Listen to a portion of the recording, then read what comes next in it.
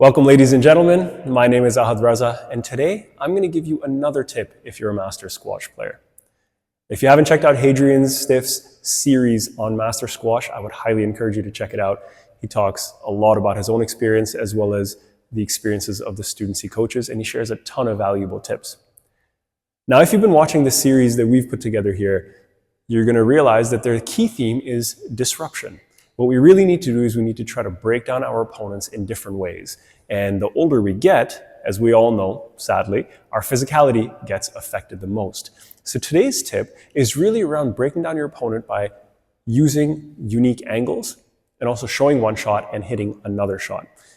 Now, the shot I'm about to talk about, you will probably know if you are a Masters player, is the reverse boast. So what is the reverse boast? The reverse boast is basically so a regular boast is if I'm on my forehand, I'm going to hit into the side wall, front wall, and then the ball ends up into the front corner. There's a two-wall boast, there's a three-wall boast, there are skid boasts, there are corkscrew boasts, there are a whole bunch of boasts. But basically, you need to primarily focus on this two-wall boast or three-wall boast as being kind of your regular boast. You can do that out of the front court as a trickle boast, mid-court, back court, your choice.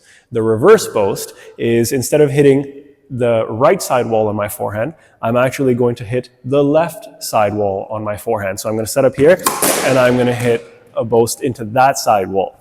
Now, if you're there and you're watching me, what shot did it look like I was going to hit? So let's do that again. So I'm here. I don't know if that was deceptive or not, but the idea is that it's very, very hard to pick up on the reverse boast.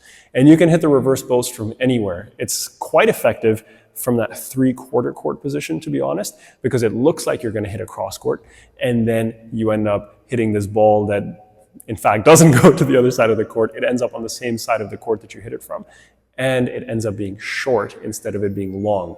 So let me give you an example of what that looks like. So here's what the finishing shot really looks like. Again, you're imagining a scenario where you get a somewhat loose ball, and then you show the cross court, and the ball actually ends up over here. And like I mentioned, if I'm showing across, my opponent's going to be on the tee watching, and their movement's going to go like this, and then the ball is actually going to be out in front over there, which suddenly becomes a very, very difficult shot to cover. Now, the key here is you don't want to overuse the reverse boast, because if you overuse it, your opponent's going to start reading it, and it'll work the first or second time you use it. Now, if your opponent's way out of position, it's a different story, if their movement is very, very slow to the front, different story, use it as much as you want. But generally speaking, the more you start overusing shots, the more people start picking up on them, and then it actually becomes more of a liability. Because what's going to happen is, if I play this shot, my opponent's going to see it, they can come in, they counter drop, and I'm stuck in the back.